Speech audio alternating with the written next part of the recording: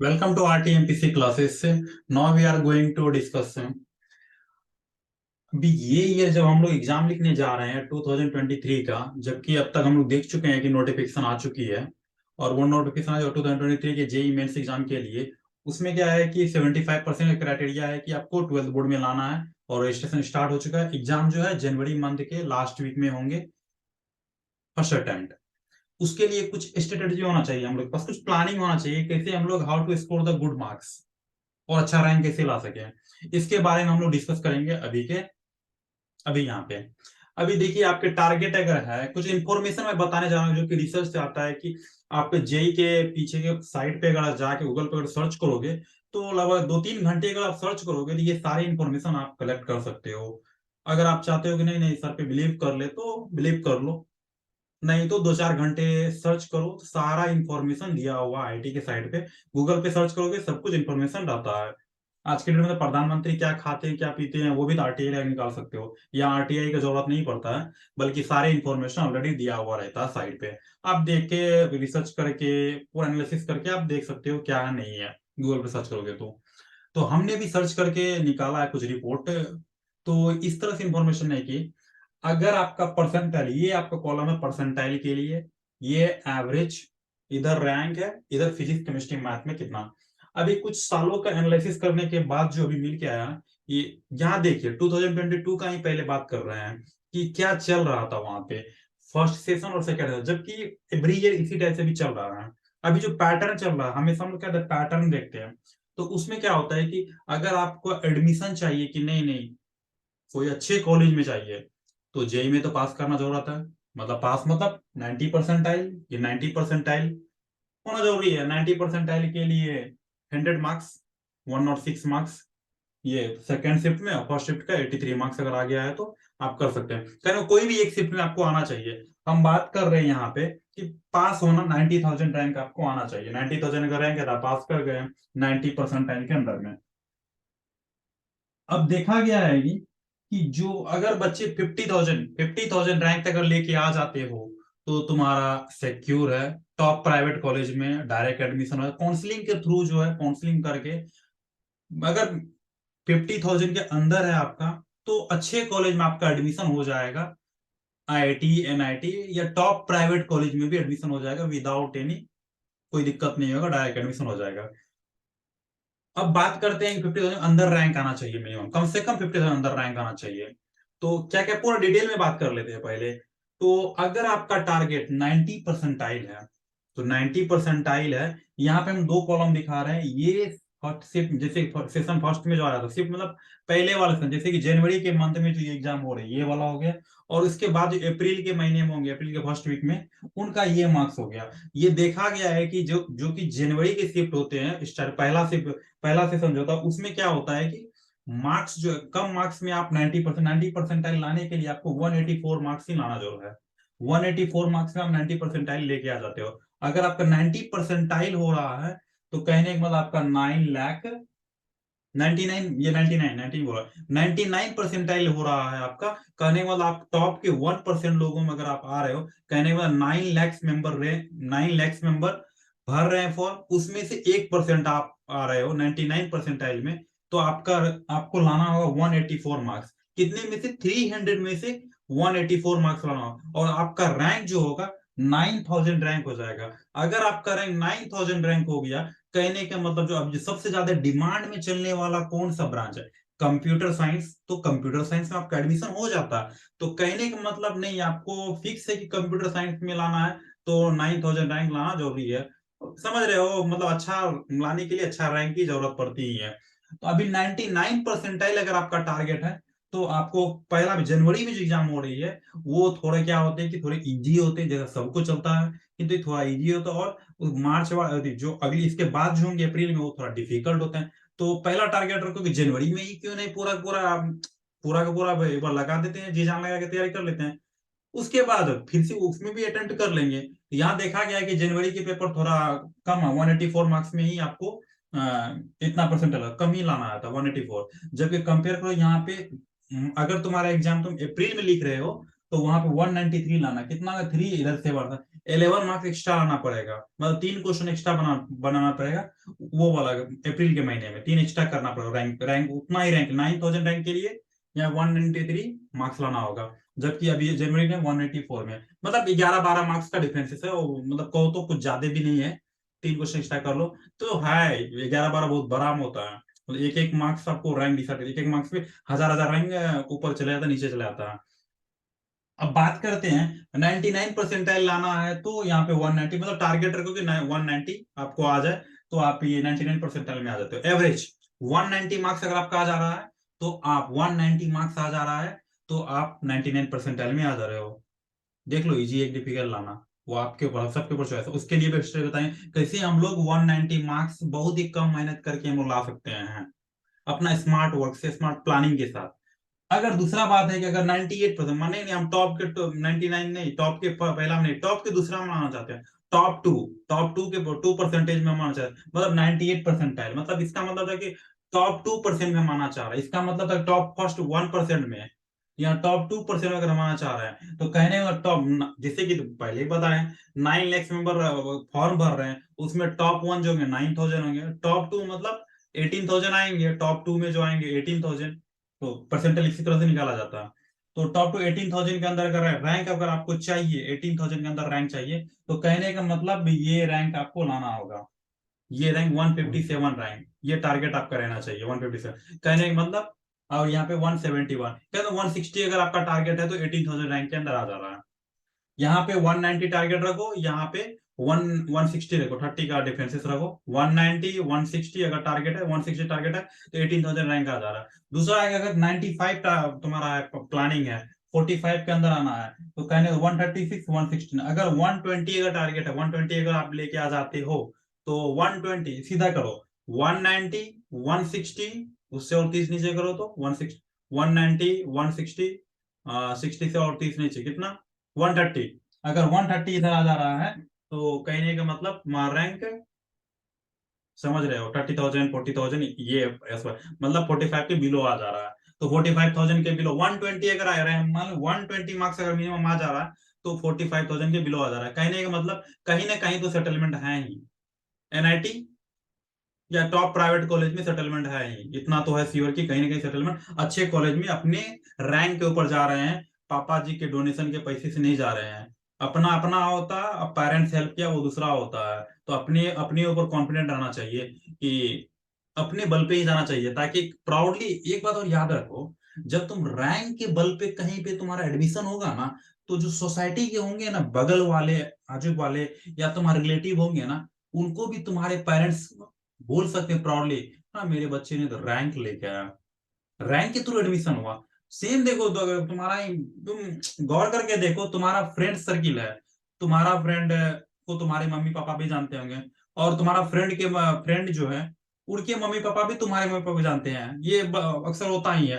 अब देखो, दो फ्रेंड में देखो, कोई रैंक ला के, मान लो सिंपली कोई रैंक ला के एडमिशन ले रहा है कॉलेज में, चाहे वो टॉप प्राइवेट 50,000 ही रैंक में टॉप प्राइवेट कॉलेज में ही क्यों नहीं ले रहा है, और किसी के बच्चे, मान लो तुम्हारा बच्चा, तुम जो तुम्हारा मम्मी पापा कहीं पे कोई प्राइवेट कॉलेज में एडमिशन लेने के लिए, टॉप में तो होगा नहीं, जो उसके नीचे वाले रैंक उसमें एडमिशन लेने के लिए 30 लाख 35 लाख ये सब मार्केट में रेट चल रही है, 50-50 लाख तक चलता है डोनेशन।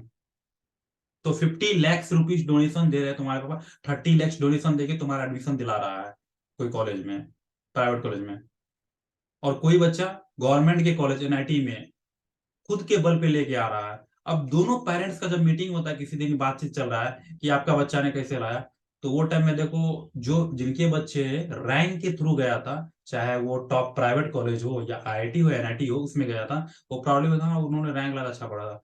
वो टाइम पे पेरेंट्स को कितना बुरा फील होता है कि दोनों बच्चे दोनों फ्रेंड ही थे, एक फ्रेंड वो रैंक लेके आया, और उनके पापा लोग बहुत खुश होकर बोल रहे हैं कि मेरे बच्चे ने रैंक लाया, और तुम्हारे पापा को बहुत ही बुरा फील होता होगा वो टाइम में, कि काश मेरा भी बच्चा अगर रैंक लेके आता और रैंक के थ्रू एडमिशन होता, तो हम भी प्राउडली बोल सकते थे कि हाँ मेरे बच्चे ने तो अच्छा किया।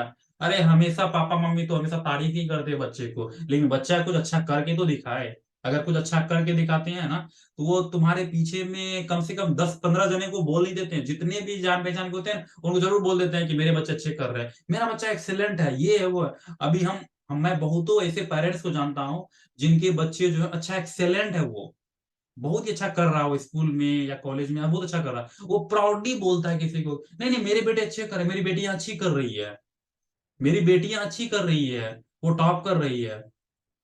लेकिन जिनके जिनके बच्चे अच्छे नहीं कर रहे हैं, बेटे बेटे जो जिनके स्टूडेंट अच्छे नहीं कर रहे हैं, उनको हमेशा सैड फील रहता है, मेरा मेरा क्या रीजन है कि मेरे बच्चे का रिजल्ट नहीं हो रहा, क्या रीजन है मेरे बेटे का रिजल्ट नहीं हो रहा। हम्म, कहीं ना कहीं ये है प्रॉब्लम, कहीं ना कहीं वो है प्रॉब्लम। कोई अपने फ्रेंड को लगा दी फोन, मम्मी लगा दी फोन या पापा लगा दी अपने फ्रेंड को, देखो ना उसका रिजल्ट थोड़ा अच्छा नहीं आ रहा है, पढ़ता तो है दिन रात एक करके पढ़ता है, लेकिन रिजल्ट ही नहीं आ रहा है। बहुत कुछ कर रहे हैं, अच्छा है, स्कूल स्कूल भी बहुत अच्छा है, लेकिन फिर भी वहां पे अच्छा नहीं कर रहे हैं। तो देखो कहीं ना कहीं तो कमी तो है, इसमें दोनों हो सकता है कमी। अगर स्टूडेंट के साइड में, अगर स्टूडेंट हार्ड वर्क कर, मैं कुछ स्टूडेंट को जानता हूँ जो पूरा डेडिकेटेड होकर हार्ड वर्क कर रहा है, लेकिन फिर भी उसका जो है उस वहां पे टीचर की कमी हो जाती है, कि कहीं ना कहीं उनको अच्छे टीचर नहीं मिले। ये बहुत बड़ा रोल है कि हमारे स्कूल जो होते हैं ना, वो अच्छी एजुकेशन प्रोवाइड नहीं करते हैं। अगर सोच के देखो, तुम्हारा स्कूल वाले अगर अच्छी एजुकेशन प्रोवाइड कर देते, तुम लोग क्यों हमसे पढ़ने के लिए आते? नहीं पढ़ते। क्या जरूरत है हमसे पढ़ने का? अगर तुम्हारे स्कूल में अच्छी एजुकेशन दी गई होती तो 8वीं class, 9th class, 10th class, 12th, ये सब अगर अच्छी एजुकेशन हुआ होता, तो क्यों हम हमारे पास आते? जबकि आज के डेट में स्कूल में अच्छी एजुकेशन नहीं मिलने के कारण पेरेंट ट्यूशन क्लासेस ढूंढते हैं। देखो मार्केट में ट्यूशन क्लासेस ब्रांड बन चुका है, सबसे ज्यादा डिमांड ट्यूशन क्लासेस का है। स्कूल के बारे में उतना नहीं चलता है, स्कूल में पढ़ाई हुई कितना भी टॉप स्कूल में क्यों ना दे दो, वहां पे नहीं हो रहा है। क्या रीजन है वो स्कूल वाले ही बताएंगे, जो भी रीजन हो। तो ट्यूशन क्लासेस में वो आना पड़ रहा है, तो ये भी डिपेंड करता है कि उनको एजुकेशन। अभी क्या है कि इंडिया और चाइना दो प्लेस पे ऐसा हो चुका है कि जो ट्यूशन है ना, ट्यूशन, ये जो ट्यूशन में पेरेंट्स का जो एक्सपेंडिचर हो गया है, बहुत ही ज्यादा वो ट्यूशन में जा रहा है उनका, कंपेयर टू स्कूल। अगर स्कूल का एक्स अमाउंट है, तो यहाँ पे ट्यूशन वाले को 5x पे करना पड़ रहा है, 5 to 10x, मतलब 10 टाइम्स मोर करना पड़ा ट्यूशन के लिए, क्योंकि उनको पता है कि ट्यूशन वाले अच्छे एजुकेशन दे सकते हैं, ट्यूशन में उनका अच्छा एजुकेशन मिल सकता है। और स्कूल में तो वो सर्टिफिकेट आने आएंगे, बस उतना ही, वो एग्जाम लेंगे, मार्क्स देंगे। पढ़ाने का काम जो ट्यूशन वाले का है, ट्यूशन वाले पढ़ाएंगे, तो ये बच्चा या बच्चियां जो भी स्टूडेंट, वो स्टूडेंट जाके एग्जाम लिखेंगे स्कूल में, और स्कूल में रिपोर्ट कार्ड बनेगा कितना, 99%, 100%। जो बच्चे ट्यूशन नहीं पढ़ रहे हैं, उनके रिजल्ट वहां अच्छे नहीं आएंगे, उसका होगा 13 मार्क्स आउट ऑफ 100। ये डिपेंड कर रहा है, अभी अभी यही चल रहा है मार्केट में, तो क्या करोगे? तो कुछ नहीं। तो हम लोग का जैसा सिचुएशन उसी के साथ जीना चाहिए। तो कहने का मतलब, अगर जहां भी आप लोग पढ़ रहे हो ट्यूशन, वो अच्छे टीचर से ज्वाइनिंग कीजिए। लाइफ में एग्जाम लिखने के लिए एक ही बार मिलता है। पूछो अपने पापा और मम्मी को, क्या 2 बार एग्जाम लिखे थे क्या 12th का? एक ही बार लिखे थे, जो परसेंट बन गया होगा। अगर तुम्हारी मम्मी का परसेंटेज 90% होगा, तो प्राउडली बोलोगे, अरे मैंने तो 90% लाया था।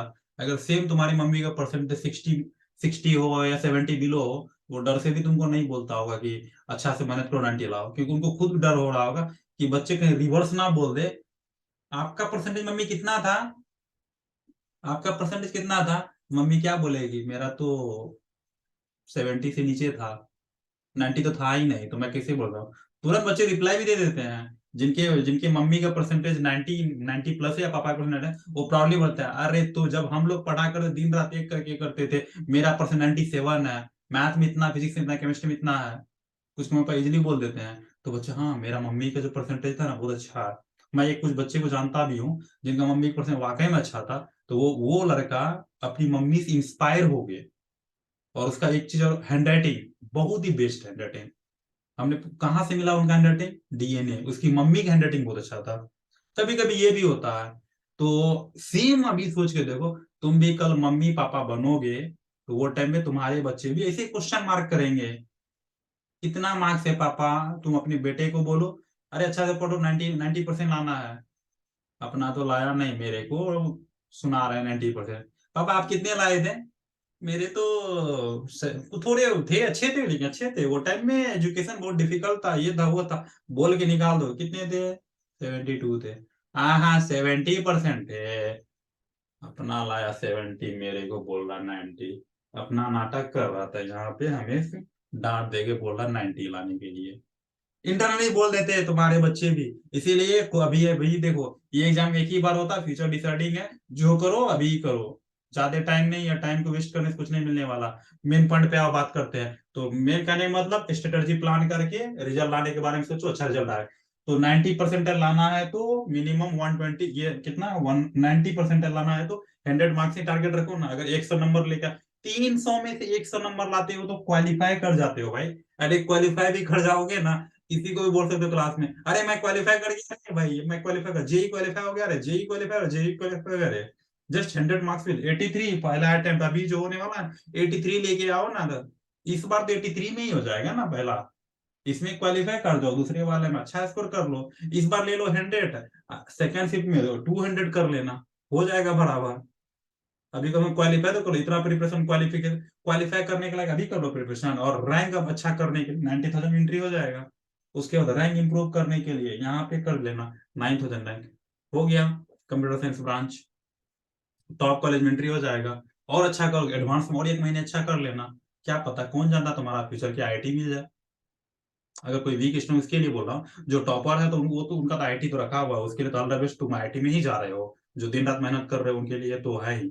लेकिन मैं उनके लिए बोल रहा हूँ कि जो कि 12th का भी प्रिपरेशन कर रहा है, और उनको एक स्मार्ट वे बनाना है कि कैसे वो स्मार्ट वे से अच्छा रिजल्ट ला सके। उसके स्ट्रेटेजी प्लान, कुछ नया तरीका। तो हम लोग कई सालों के रिसर्च से, हम मतलब एक्सपीरियंस से हम लोग ने कुछ लेके आया है, जो आपको सब में हेल्प मिलेगा। अब एक बात और आता है कि यहाँ पे सब्जेक्ट का वेटेज, भाई सब्जेक्ट का, फिजिक्स केमिस्ट्री में तीनों का इक्वल वेटेज है क्या? पहले ज्यादा है केमिस्ट्री का, फिर मैथ का आया, फिर फिजिक्स का। क्या है, किसका वेटेज कितना है? वेटेज का भी तो होता है ना कुछ कहानी। ये देख ले वेटेज की। ये देखो क्या हुआ था कि 99 परसेंटाइल लाने वाले जो बच्चे थे, उसको 99 में एंट्री करने के लिए फिजिक्स में 100 में से 82 मार्क्स लेके आ जा रहे थे।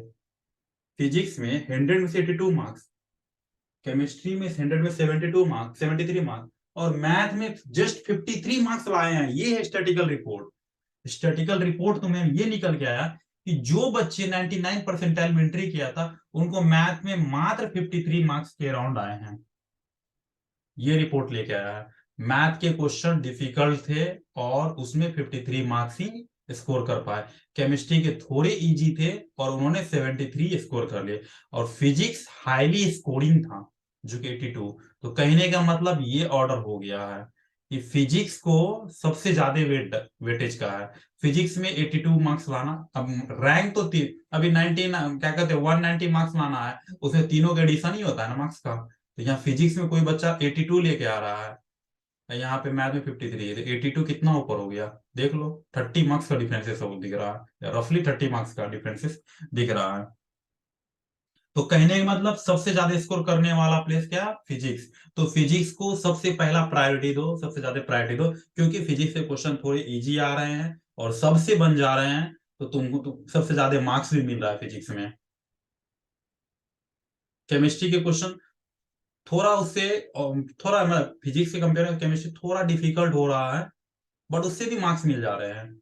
73 ये दोनों मिलके, मैथ वाले को बहुत कम दे रहे हैं, तो मैथ के क्वेश्चन से जो है कम स्कोर हो रहा है। तो कहने का मतलब ये, मोरल ऑफ द स्टोरी ये निकल गया कि जो बच्चे 99 परसेंटाइल में आए, ये 9,000, इनका रिपोर्ट ये देखा गया कि ये लोग हाईएस्ट मार्क्स फिजिक्स में 52 82 अरेंज करें। इन्हें ये देखा गया कि ये लोग फिजिक्स में 82 स्कोर कर पा रहे हैं, और मैथ में 53, केमिस्ट्री में 73। तो कहने का मतलब, ये मोरल ऑफ द स्टोरी ये है कि हाईली स्कोरिंग सब्जेक्ट जो है हमारा फिजिक्स है, compare to chemistry and math.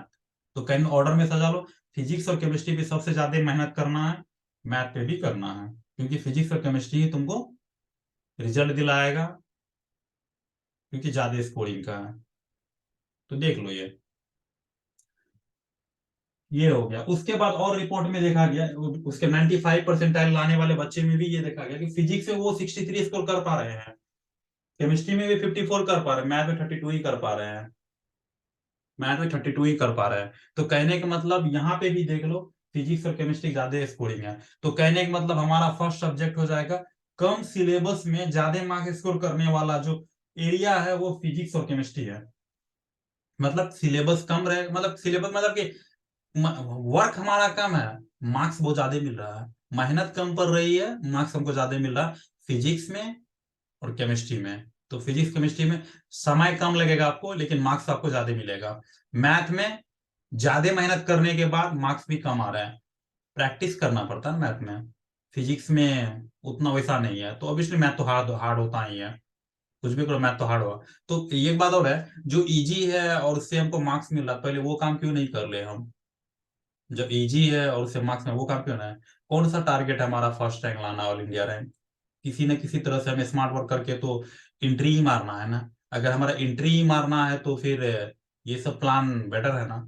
First rank लाना है तो सब कुछ करो, क्या दिक्कत, 300 लेके आओ। जबकि हमारा टारगेट यहाँ जस्ट किसी तरह से 190 मार्क्स आ जाए तो काम चल जाएगा। तो ये सब फॉलो करो, और क्या है, जहां से मार्क्स आ सकते हैं ये सब एरिया। एक्चुअली होता क्या है कि आप 20% सिलेबस पढ़ते हो ना, तो आप 20 to 30% अगर आप सिलेबस पढ़ रहे हो जेई का, तो आपका एंट्री जो हो जा रहा है। और 80% जो रिमेनिंग सिलेबस है, 70 to 80%, वो पढ़ने के बाद आप फर्स्ट रैंक में जा रहे हैं। तो ऐसा होता है कि सारे एरिया से क्वेश्चन नहीं पूछते हैं। तो ऐसा करो कि आपको जगह बनाना है, समय नहीं है, तो जो हाईली वेटेज वाला चैप्टर है उसको पढ़ लो, एंट्री ले लो ना भाई, क्या दिक्कत है? एंट्री ही तो लेना है, एंट्री मारना है। एंट्री मारा मामा तो याद है गाना।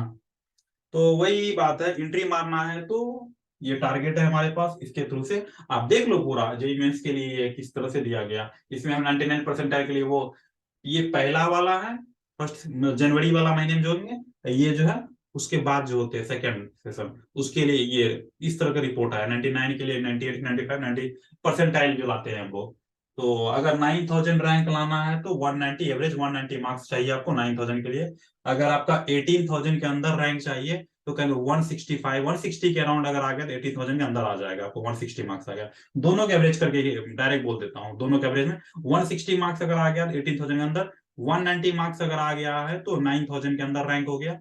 अगर आपका क्या कहते हैं, ये कितना है, 120 मार्क्स के अराउंड अगर आ गया तो 45,000 के अंदर चले गया। अगर आपका जस्ट यहाँ पे 85 मार्क्स के अंदर अगर आप एंट्री मार्क्स दिए तो 90, मतलब 85 मिनिमम टारगेट रख लो, 85 के अंदर अगर आ गया तो 90,000 मतलब क्वालिफाई कर गए। तो ये इस तरह से है। ये मार्क्स का था, अगर आप इतना 51 मार्क्स भी फिजिक्स में लेके आ जा रहे हो, 43 केमिस्ट्री में, और 24 मार्क्स जो होता है उतना भी मैथ में लेके आ जा रहे हो, मिनिमम 24, तो इससे भी आपका सिलेक्शन हो जाता है। तो कहने वाला हमेशा फिजिक्स में ही ज्यादा मार्क्स आने वाला। अब वो आने के लिए कुछ भी आ सकता है, हो सकता है फिजिक्स में 82 आ गया और केमिस्ट्री में 43 आ गया, मैथ में 24 आ गया, इससे भी आ सकते हैं। यहाँ पे आ जाओगे कितना, 8, 5, 13, कितना आ गया ये, 130, इधर 2, 130 प्लस है, ये भी 30 जोड़ दो, मिला जुला के 30 कर दो, ये ऐसा करके लगा दो, 60, 30 कितना हो गया, रफली 160 के अंदर आ जाते हैं, अराउंड 160, 160 के अराउंड आ गया या 18,000 के आ गए, 18,000 या 21,000, इस तरह के भी आ सकते हैं। तैयारी तो करो, बिना तैयारी तो नहीं होता है। हो सकता है मैथ में 80 आ गया, फिजिक्स में यहाँ पे 50 आ गया, आपका 130 हो गया, इधर क्या क्या कहते हैं तुम्हारा, ये मैथ में भी 30 आ गया, तो 30 प्लस 60 प्लस 80 कितना हो गया, 160 हो गया लगभग, 70 हो गया भाई, 170 हो जा रहा। तो 170 का मतलब कितना हो गया, 170 का मतलब ये रैंक आता है 170, ये इसमें आ जाएगा। 18,000 किलो हो सके 15,000 रैंक, 15,000 रैंक में तो समझ लो बहुत ही बेटर रैंक है वो, बहुत ही बेटर रैंक है। इस तरह से हम लोग एनआईटी में एंट्री कर सकते हैं। अगर स्थिति यहाँ पे नीचे आ रहा है 95 परसेंटाइल, तो टॉप प्राइवेट कॉलेज भी एंट्री मार सकते हैं, कोई दिक्कत नहीं है। टॉप प्राइवेट कॉलेज में भी एंट्री मारने से क्या, तो 120 मार्क्स के लिए जाओ टॉप प्राइवेट कॉलेज, उतना भी एंट्री मार लेते हो तो पता है क्या हो रहा है, अगर जस्ट ये 90 परसेंटाइल ले रहे हो ना, फिर भी तुम्हारा 10 लाख का सेविंग हो जा रहा है। जो ये हैदराबाद के या कुछ कॉलेज है, ये सब 10 लाख मिनिमम डोनेशन लेते हैं, बोलते हैं टॉप प्राइवेट है, ये सब अपने लेवल में टॉप प्राइवेट है। तो ये सब एंट्री मारने के लिए 10 लाख 15 लाख से डोनेशन लेता, ये सब बच जाएगा डोनेशन, डायरेक्ट एडमिशन होगा, अपने बल पे गए। और टॉप प्राइवेट जो होते हैं वो लोग रैंक के थ्रू ही लेते हैं, जो टॉप प्राइवेट बोलते हैं वो रैंक के थ्रू ही लेते हैं, उसमें डोनेशन नहीं चलता है। तो ये था। और सब्जेक्ट के बारे में बात करते हैं, सब्जेक्ट कौन क्या क्या पढ़ना नहीं पढ़ना, वो चैप्टर के बारे में भी आगे हम बता रहे हैं। रुके रहो 2 मिनट। अब बात होती है कि इम्पोर्टेंट टॉपिक क्या क्या पढ़ना, क्या इम्पोर्टेंट चैप्टर क्या क्या पढ़ना, जिससे कि हमारा एंट्री जो है 99 परसेंटाइल में आ जाए। तो 99 परसेंटाइल में लाना है, ये सब पढ़ लेना है। और गर्लफ्रेंड से बात करना थोड़ा एग्जाम के बाद, करते रहना, क्या दिक्कत है। अभी तो पहले, अरे भाई एक बात और बताना भूल गया। अगर तुम्हारा NIT IIT में एडमिशन हो जाता है ना, तो वहाँ जो स्कूल से ब्यूटीफुल गर्लफ्रेंड वहां मिलेगी, ब्रेन से ब्यूटीफुल। तो जहाँ लेवल रहेगा, जैसा लेवल रहेगा, अभी देखो तुम कौन सा स्कूल में पढ़ रहे हो, तो वही लेवल की लड़कियां मिलेगी। बड़े लेवल IIT कॉलेज दूर दूर से आती है, अदर स्टेट की बहुत सारी लड़कियां आती है, तो वहां और अच्छी गर्लफ्रेंड बनेगी। तो समझ सकते हो, समझने वाले हो तुम लोग, बेटर समझदार हो। तो अभी पहले पढ़ाई पे ध्यान दे दो, उसके बाद रिजल्ट ले लो। अच्छे प्लेस पे अच्छे मिलते हैं। सीधी सी बात है कि जैसा सोसाइटी में रहे वो गर्लफ्रेंड वैसा ही बनेगा ना। सलम बस्ती में रहने वाले को तो सलम जैसा ही गर्लफ्रेंड मिलते हैं। तो जैसे बोलते हैं, बंजारा हिल्स जाओ, तो वहां पे जो रहने वाले, वहां पे कोई रह रहा है, तो उनका सोसाइटी में उनका जो गर्लफ्रेंड बनेगा तो बंजारा हिल्स जैसा ही होगा। कोई दिलसुख नगर में रह रहा है, दिलसुख नगर का लेवल का गर्लफ्रेंड मिलेगा। तो ये भी डिसाइड करता है तुम हाईटेक सिटी में रह रहे हो कि भाई बंजारा हिल्स में रह रहे हो, कौन से एरिया में रह रहे हो। तो जो सब कहने में अर्बन एरिया और ये एरिया, तो समझने में समझदार हो। इसी तरह कॉलेज में भी होता है, टॉप कॉलेज में रह रहे हो तो टॉप लेवल के बच्चे आते हैं वहां पे, तो टॉप ब्यूटी सब भी तुमको मिलने वाले हैं। अगर नहीं बॉटम लेवल के कॉलेज में हो तो बॉटम जैसे ही मिलेंगे, सब कुछ काली खलोटी ऐसे हो गए। ऐसा नहीं बोल रहा हूँ, लड़का लड़की दोनों के लिए बोल रहा हूँ। लड़का के लिए भी लड़कियां के लिए भी यही ये बात है, सेम लॉजिक लगता है। अच्छे कॉलेज में अच्छे बच्चे आएंगे और उनको अच्छे बॉयफ्रेंड मिलेंगे, तो इधर भी वैसे काला कलौटा लड़का भी मिलने वाले हैं। मतलब शक्ल पे नहीं जा रहा हूँ, कहने का मतलब एक रेंज बोला। मोरल ऑफ द स्टोरी यही है, पॉजिटिव लो, सीधी सी बात है कि पढ़ाई पे ध्यान दे के सक्सेस कर लो। तो उसके बाद टाइम है, एग्जाम के बाद भी कॉलेज में जाके भी तुम गर्लफ्रेंड बॉयफ्रेंड वाला स्टोरी कर सकते हो। अभी तो बेटर है कि एग्जाम पे कंसंट्रेट करने का। चलो, इसमें क्या इंपॉर्टेंट टॉपिक में क्या करना है, तो सबसे पहला इंपॉर्टेंट मैथ का देख लो, फिजिक्स का देख लो, केमिस्ट्री का देख लो। मैथ में जो करना है तो वो है कैलकुलस, जिससे 33% वेटेज रहता है। उसके बाद vector, 3D, matrix, determinant, basics. Basics में हो गया, मान लो कि ट्रिग्नोमेट्री कुछ बेसिक्स क्वेश्चन पूछ रहे थे, क्वाड्रेटिक इक्वेशन से पूछ रहे थे, सीक्वेंस सीरीज से पूछ रहे थे, इस टाइप के बेसिक्स वाले भी क्वेश्चन रहते हैं। तो वो भी थोड़ी आनी चाहिए।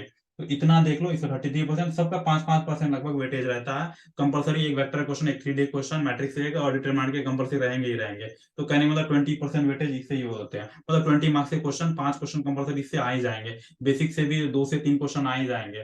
तो 5 इधर 2 इधर, 5 2 7 हो गया। 5 इधर हो गया, 3 इधर हो गया, बेसिक से भी 2 3 रहेंगे, तो 7 8 इधर हो गए। और कैलकुलस से तुमको जाए कितने क्वेश्चन आएंगे, मिनिमम 8 क्वेश्चन रह जाएंगे। 8 से 9 क्वेश्चन रहते हैं।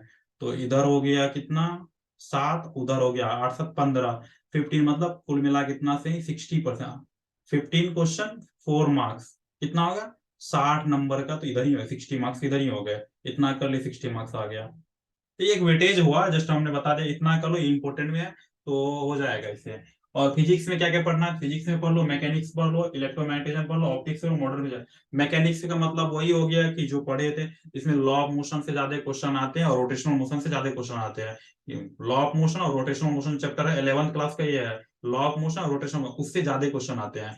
तो इसमें से वो एरिया ज्यादा पढ़ना, ये नहीं कि प्रोजेक्टाइल पढ़ लिए, इधर उधर पढ़ लिए, उससे बहुत कम आते हैं। लॉ ऑफ मोशन और रोटेशनल जो इसके पार्ट होते हैं, वो उसमें से ज्यादा क्वेश्चन आते हैं। तो मैकेनिक्स में इलेक्ट्रोमैग्नेटिज्म, इलेक्ट्रोमैग्नेटिज्म में तो पूरा का पूरा तो 12th का इलेक्ट्रोमैग्नेटिज्म में ही है। इलेक्ट्रोस्टैटिक्स से लेके चले जाओ, इलेक्ट्रोस्टैटिक्स, उसके बाद पोटेंशियल है, मतलब चैप्टर नंबर 1 है, चैप्टर नंबर 2 है, सीबीएसई के बाद को चैप्टर 1, चैप्टर 2, और चैप्टर 3 में करंट स्थिति, या उसके बाद हो गया चैप्टर 4 मैग्नेटिज्म हो गया, मैग्नेटिक के बारे में। इस तरह से तुम्हारा 70% 12th क्लास तो इसी पे बात होता है, इलेक्ट्रोमैग्नेटिज्म पे है, इलेक्ट्रोस्टैटिक्स एंड तुम्हारा जाके फिर उसके बाद बात होगा तुम्हारा मैग्नेटिक के बारे में। फिर उसके बाद आ जाएंगे तुम्हारा इलेक्ट्रोमैग्नेटिक, ये सब पूरा का पूरा तो उतना ही बात है। लेकिन इससे सबसे ज्यादा जो क्वेश्चन आ रहे हैं वो है इलेक्ट्रिक, वो है करंट इलेक्ट्रिसिटी। देख लियो ना, current electricity 3rd number chapter है, उससे ज्यादा से ज्यादा क्वेश्चन आ रहे हैं। तो वेटेज तो पूरा का पूरा है, तो पूरा पढ़ना है। लेकिन सबसे ज्यादा जो उसमें भी इलेक्ट्रोमैग्नेटिज्म में सबसे ज्यादा वेटेज है, तो उसका नाम है करंट इलेक्ट्रिसिटी। तो सर्किट वाला जो क्वेश्चन सॉल्व करते हो तो वो ज्यादा रहता है। तो ये एरिया हो गया, करंट इलेक्ट्रिसिटी एरिया में ज्यादा आएगा। ऑप्टिक्स में रे ऑप्टिक्स और वेव ऑप्टिक्स दो पार्ट है, तो इससे भी अच्छे खासे वेटेज रहते हैं। उसके बाद मॉडर्न फिजिक्स जो है अभी 12th में ही, तो क्या ये भी 12, ये भी 12, ये भी 12, इतना 12 का एक 11 का एक ही पार्ट ले रहे हैं। तो अगर 11 का एक ही पार्ट ले रहे हैं, क्योंकि हमारा टारगेट 99% है ना, 99,000 के अंदर रैंक लाना है, 200 मार्क्स का टारगेट है। तो हम सिलेबस लगभग तुमको 250 का करवा रहे हैं। ये 250 मार्क्स का सिलेबस इसमें ही है। 240 to 50 मार्क्स के सिलेबस यहाँ पे है। जस्ट 50 मार्क्स का छोड़े हैं, क्योंकि 50 मार्क्स इसलिए छोड़े हैं, उसमें उसमें उतना पढ़ेंगे, 70% सिलेबस पढ़ेंगे तो 15 मार्क्स आएगा। यहाँ पे 30% सिलेबस अगर पढ़ते हैं तो 250 के अराउंड सिलेबस कवर हो जाएगा। क्योंकि ये सब हम लोग कहाँ से निकाले, डेटा कलेक्ट किए हैं कि प्रीवियस ईयर के क्वेश्चन किधर से आते हैं, कौन से एरिया से आते हैं ज्यादातर, तो वही सब चैप्टर को हमने उठाया वहां से। केमिस्ट्री में क्या पढ़ना, केमिस्ट्री में पी ब्लॉक पढ़ना है, उसके बाद जीओसी पढ़ना, डी एंड एफ ब्लॉक पढ़ना।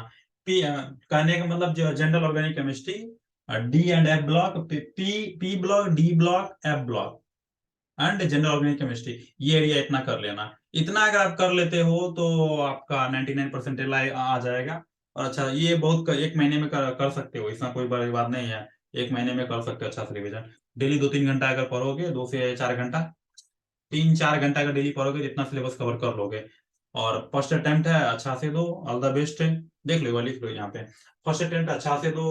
और पहला अटेम्प्ट में थोड़ा क्वेश्चन इजी रहते हैं, तो अच्छी बात है। 1-2 क्वेश्चन कम भी करोगे तो रैंक उतना आ जाएगा। जबकि तुमको सेकंड अटेम्प्ट में कम से कम 2 से 3 क्वेश्चन एक्स्ट्रा करना पड़ेगा, वही रैंक लाने के लिए। सेम रैंक लाने के लिए तुमको मिनिमम 2 क्वेश्चन तो एक्स्ट्रा करना होगा, 2 to 3 क्वेश्चन तुमको एक्स्ट्रा करना पड़ेगा, तभी जाके तुम उतना लेके आ पाओगे। हाँ, तो ये भी बात है कि तुमको 2-3 महीने का टाइम भी तो मिल जाएगा ना तुमको। अगर तुम 190 मार्क्स अभी लेके आ रहे हो, तो वो टाइम में तुमको 200 लाने में तो कौन सी बढ़िया, 2 क्वेश्चन एक्स्ट्रा नहीं बना सकते होगा, उतना प्रिपरेशन भी तो करोगे। ये भी तो एक रीजन है कि उतना प्रिपरेशन करके तुम वहां पे अटेम्प्ट कर रहे हो, तो कंपटीशन हार्ड होगा, 2-3 क्वेश्चन एक्स्ट्रा बना लो। कोई जरूरी 2-3 क्वेश्चन एक्स्ट्रा बना सकते हैं। यहाँ अगर तुम 190 ला रहे हो सकता है वो टाइम में तुम 2 महीने और एक्स्ट्रा प्रिपरेशन किए तो वहां पे 250 लेके आ गए तुम। कुछ भी हो सकता है। इट्स ऑल अबाउट यू, तुम कितना प्रिपेयर कर रहे हो, कितना रिवाइज कर रहे हो, और क्या क्या स्ट्रेटेजी तुम्हारा प्लान है। बस लग जाओ। आज कितना हो गया, 1 महीना का टाइम है अभी। 1 महीना बहुत होता है, कम नहीं होता। एक से बोलना भूल गए, समय कम है। एग्जाम के लिए समय टाइम कम है। वो क्या, टाइम बर्बाद करने के लिए कम है, पढ़ाई करने के लिए कम नहीं है, सिलेबस कंप्लीट करने के लिए कम नहीं है। जब जाएगा तभी सवेरा, अगर लग जाओ तो लक्ष्य की प्राप्ति करने के बाद ही छोड़ो। कहने का मतलब, जो पहले हम थोड़ा टीवी देख लेते थे और थोड़ा गप मार लेते थे, इधर उधर बात कर लेते थे, वो सब अभी नहीं हो पाएगा, क्योंकि टाइम कम है। तो कहने का मतलब, टाइम बर्बाद करने के लिए नहीं है अभी। अभी जो टाइम दिया गया वो सफिशियंट टाइम दिया गया है प्रिपरेशन के लिए। अगर पूरा जी जान लगा दोगे तो रिजल्ट हो जाएगा। पूरा जी जान लगा दोगे तो रिजल्ट हो जाएगा। वो श्योर है, बहुतों बच्चे किए हैं। इसीलिए वो बच्चे का रिपोर्ट देख के मैं बता रहा हूँ, मैंने देखा बहुतों बच्चे को रिजल्ट आते हुए, कि वो हार्ड वर्क करके लास्ट मोमेंट में, वो 1 महीने भी मोमेंट में अच्छा तैयारी कर लिया 12th के साथ भी, तो उसका रिजल्ट हो गया। तुम भी चाहो तुम भी कर दो, क्या होता है 1 महीने में, क्या बिगड़ जाएगा, क्या बिगड़ जाएगा। तुम भी यहीं रहोगे, घर भी यहीं रहेगा, वो गर्लफ्रेंड भी यहीं रहेगी, स्कूल भी यहीं रहेगा, कोई कहीं जाने वाला है नहीं। 1 महीने 30 दिन में कुछ नहीं होता। डेली पढ़ना चालू कर दो, पूरा दिन रात, एक सुबह 6 से लेकर रात के 12 बजे तक कंटिन्यूसली स्टडी चालू कर दो, 18 घंटा का पूरा फुल टाइम। खाली खाने के लिए उठना, खाना, बस पढ़ाई, पढ़ाई, पढ़ाई, पढ़ाई। बोलते हैं इंटरटेनमेंट, इंटरटेनमेंट, इंटरटेनमेंट। तो वैसा नहीं, पढ़ाई, पढ़ाई, पढ़ाई, पूरा पढ़ाई करके रिजल्ट लेके आ जाओ। उसके बाद आराम से घूमो ना पूरा जाके। कौन बता, डीजे डांस देखने के लिए चले जाओ बंजारा वो क्या, मसाब टैंक के पास वहां होता है ना डांसिंग बोर्ड, उसमें जाके पूरा घूमो, तुम्हारा जहां जाना वहां। तो ये है प्रिपरेशन स्ट्रेटजी। अगर अच्छा लगा तो एक बात और बोल गए, शुरू से लेकर अभी तक देखने के लिए, जो वीडियो देखे हो तुम उसके लिए थैंक यू। अगर वीडियो अच्छा लगा है तो प्लीज कमेंट करो, लाइक करो, और ये सारे इंफॉर्मेशन जो है अपने फ्रेंड तक पहुंचाओ। अपने फ्रेंड तक पहुंचाओ ये इंफॉर्मेशन। कहने का मतलब, ये वीडियो को शेयर करके अपने फ्रेंड तक पहुंचाओ। अगर हमारे चैनल को सब्सक्राइब नहीं किए हो तो सब्सक्राइब कर लो, लाइक करो, कमेंट करो। जो भी अगर कुछ टाइप के तुम इनको कुछ सजेशन देना चाहते हो या कुछ भी बोलना चाहते हो कमेंट करो, थोड़ा लाइक करो। और एक बात, लाइक इसलिए करने के लिए बोल रहे हैं ताकि हमें मोटिवेशन मिलेगा कि अगला और वीडियो, क्योंकि ये अगर तुम्हारे अभी जो वीडियो बनाया हो इसके लिए कम से कम 2 से 3 घंटे मिनिमम हम लोग को रिसर्च करना पड़ता है इंटरनेट पे बैठ के।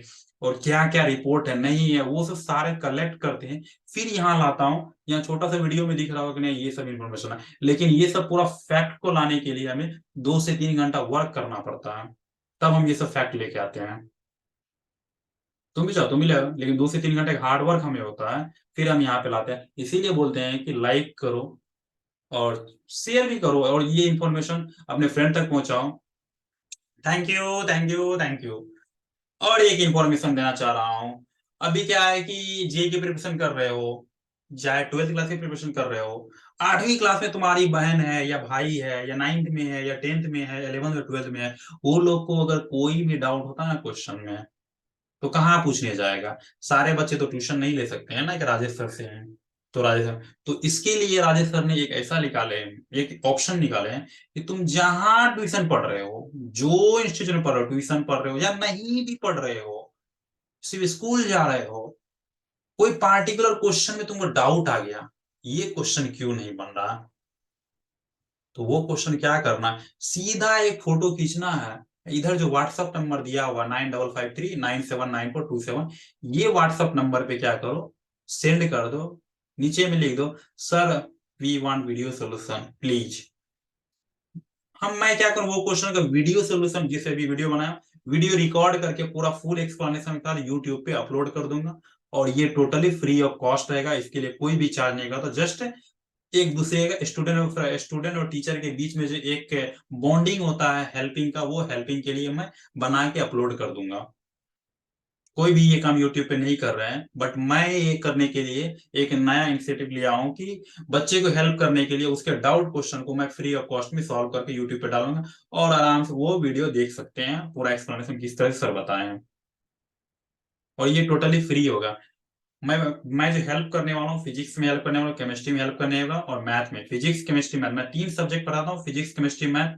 ये तीनों सब्जेक्ट में अगर कुछ भी डाउट हो, वो क्वेश्चन को डायरेक्ट फोटो खींचना भेज देना। या अगर ऐसा भी हो सकता है कि नहीं वो पार्टिकुलर कुछ कॉन्सेप्ट के बारे में जानना है, वो कॉन्सेप्ट आपको नहीं समझ में आ रहा, सर तो स्कूल में बताए थे फिर भी समझ में नहीं आ रहा, तो वो कॉन्सेप्ट का नाम है sir we want explanation about this है, तो उनके बारे में हम पूरा डिटेल में बता देंगे, उसका वीडियो अपलोड कर देंगे।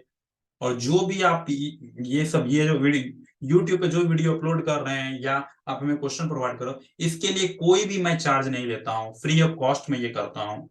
सिर्फ जो हमसे पार्टिकुलर इंडिविजुअल क्लासेस लेते हैं, जो हमसे पढ़ाई करते हैं, उनके लिए ही मैं चार्ज करता हूँ। यूट्यूब पे सब कुछ फ्री है। मैं जस्ट आप लोग क्वेश्चन दीजिए, मैं उसका हेल्प करूंगा, मैं आपको वीडियो बना के डाल दूंगा यूट्यूब पे। इसके लिए कोई भी चार्ज नहीं, क्योंकि सारे बच्चे ट्यूशन लेना अफोर्ड नहीं कर पाते। रीजन है कि सारे बच्चे ट्यूशन लेंगे हमसे ही, तो मैं मेरे पास भी तो उतना लिमिट टाइम नहीं है, नहीं कि मैं सबको ट्यूशन पढ़ा, बट मैं सबको हेल्प करना चाहता हूँ, सारे बच्चे से जुड़े रहना चाहता हूँ। सारे बच्चे को तो मैं अकेला नहीं पढ़ा सकता हूँ, बट सारे बच्चे को मैं से जुड़े रहना चाहता हूँ कि वो लोग हमें क्वेश्चन दे, मेरा जो एक्सप्लेनेशन है, तो मेरा जो एक अपना वे है पढ़ाने का, वो मेरा अपना वे में वो बच्चे को एक्सप्लेन कर दूं और बच्चे को समझ में आ जाए। मैं हमेशा रखता हूँ कि आसान भाषा में समझ सके बच्चे। एक और बात है कि अगर बच्चे, एक और पॉइंट बता रहा हूँ कि किसी बच्चे का रिजल्ट नहीं हो रहा है, कहीं पे अगर पढ़ रहे हो किसी बच्चे का रिजल्ट नहीं हो रहा, इसमें ये बात डायरेक्ट नहीं बोला जा सकता कि स्टूडेंट की ही गलती है। तो टीचर क्या उखाड़ रहा था, सो रहा था क्या? टीचर क्या कर रहा था, सो रहा था क्या जब स्टूडेंट का रिजल्ट नहीं हो रहा है? तो ये भी एक पॉइंट है। तो टीचर को पूरी रिस्पॉन्सिबिलिटी लेना होगा कि रिजल्ट क्यों नहीं हो रहा। कहने का मतलब उसको उस तरह से पढ़ाइए कि उसको समझ में आए, उसको पूरी तरह से वो सब्जेक्ट समझ में आए। अगर उसको समझ में आया है तो मार्क्स आएगा ही आएगा, मार्क्स कंपलसरी आएगा। अगर बच्चे अच्छा से अंडरस्टैंड कर गए तो मार्क्स आएंगे ही। सीधी सी बात, एक बात है, कोई भी बच्चे को पढ़ाने से पहले उसको हम लोग क्या करते हैं, जब बच्चे को पढ़ाते हैं तो वो सब्जेक्ट में इंटरेस्ट क्रिएट करते हैं। सब्जेक्ट पढ़ाना एक अलग चीज है, सब्जेक्ट में इंटरेस्ट क्रिएट करना वो अलग चीज है। कोई भी चैप्टर हमने लिया, वो चैप्टर में वो बच्चे को क्या करते हैं, इंटरेस्ट क्रिएट करते हैं। वो उसको जब इंटरेस्ट आने लग गया उसमें, फिर वो उसको कोई फोर्स नहीं करना कि पढ़ो पढ़ो, वो खुद पढ़ेगा। कभी भी देखा है टीवी देखने के लिए फोर्स करना, सीरियल देखने के लिए, या जब गेम्स खेल रहे हैं, तो ये सब के लिए कभी भी कोई मम्मी पापा फोर्स करते हैं कि जाओ थोड़ा टीवी देख लो, अच्छी सीरियल आए, मूवी आए, देख लो, अच्छा, ये सब के कोई फोर्स करते हैं क्या? वो इंटरटेनमेंट का है, इजीली खुद ही बच्चे करते हैं। उसके लिए बच्चे बोलते हैं अरे छोड़ दो, बाद में देख लेना, पहले खा लो, पहले पढ़ लो, फिर टीवी देखना।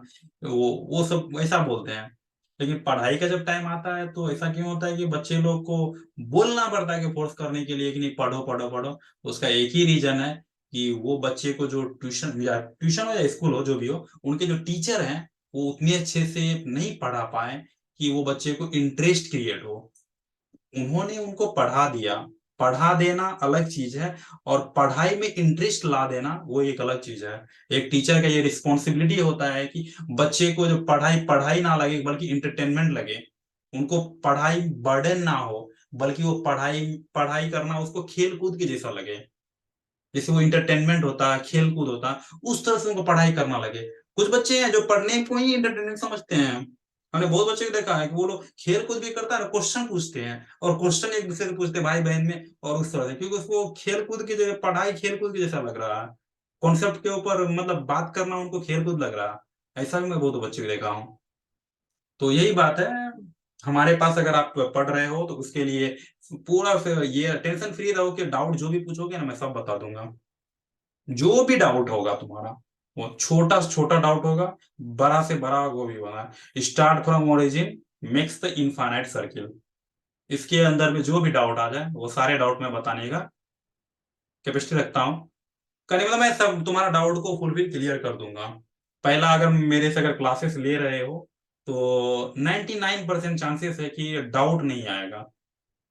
डाउट नहीं आएगा। अरे पहले डाउट बचेगा तब तो पूछोगे डाउट। हमें भी उतना आइडिया है कि कितने प्रकार के डाउट पूछ सकते हैं बच्चे। तो पहले तुम्हारा डाउट अगर बचेगा तब तो तुम डाउट पूछोगे। ज्यादातर चांसेस है डाउट बचेंगे ही नहीं। बट 1% रख दिया हूँ, 99% चांसेस है कि डाउट बचेगा ही मेरे क्लास सुनने के बाद। क्योंकि जब लेक्चर है, क्या हम लेक्चर देना, तो मेरा जब लेक्चर सुनोगे तो 99% चांसेस है तुमको डाउट बचेगा ही नहीं। जब बचेगा डाउट तब तो पूछोगे। फिर भी अगर डाउट है तो फिर पूछो, बताने का फिर हम देते हैं।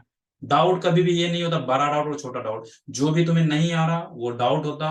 अगर तुम्हें डाउट है तो तुम्हारा टीचर का रिस्पॉन्सिबिलिटी बनता है कि वो तुम्हारा डाउट को क्लियर करे। चाहे वो 2+2=4 कैसे आया, ये भी एक डाउट है तो वो भी डाउट क्लियर करो। छोटा डाउट बड़ा डाउट नहीं होता है। डाउट इज व्हाट एवर तुम नहीं जान रहे हो वही तो डाउट है। तो ये सब सारे इंफॉर्मेशन एक बार और देख लो। सब्जेक्ट के बारे में हमने बता दिया। 9000 रैंक लाना है तो 190 190 मार्क्स 300 में लाना है। और क्या क्या था स्ट्रेटेजी उसने वो हमने बता दिया। आगे मिलते हैं अगला वीडियो में, फिर से मिलेंगे, फिर देखेंगे क्या नहीं है अगला वीडियो में। कुछ नए अपडेट के साथ आएंगे। एक और इन्फॉर्मेशन है कि हम कुछ अभी जो है यूट्यूब पे एक ला रहे हैं सब्जेक्ट के बारे में। कुछ इंपॉर्टेंट क्वेश्चन सब लेके आएंगे। वो क्वेश्चन को एक्सप्लेन करेंगे यहाँ पे। जो मुझे लगेगा कि नहीं ये सब क्वेश्चन जाना है, वो क्वेश्चन एक्सप्लेन करने में थोड़ा उसका जो भी इंफॉर्मेशन बेसिक पार्ट होगा, फॉर्मूला होगा, वो सब भी हम यहाँ पे यूट्यूब पे रखेंगे। कुछ क्वेश्चन सब सेलेक्ट करेंगे, उसको एक्सप्लेन करेंगे यहाँ पे। अब आने वाले वीडियो में बहुत ही सारे इंटरेस्टिंग रहेंगे, इसीलिए वीडियो से जुड़ा रहिए, हमारे चैनल से जुड़ा रहिए। हमारा चैनल है आरटी एमपीसी क्लासेस। यहाँ पे एमपीसी की बात होती है, मैथ्स फिजिक्स केमिस्ट्री। मैं जो मैथ्स फिजिक्स केमिस्ट्री पढ़ाता हूँ, इसीलिए मैथ्स फिजिक्स केमिस्ट्री की ही बात होगी यहाँ पे। Thank you very much.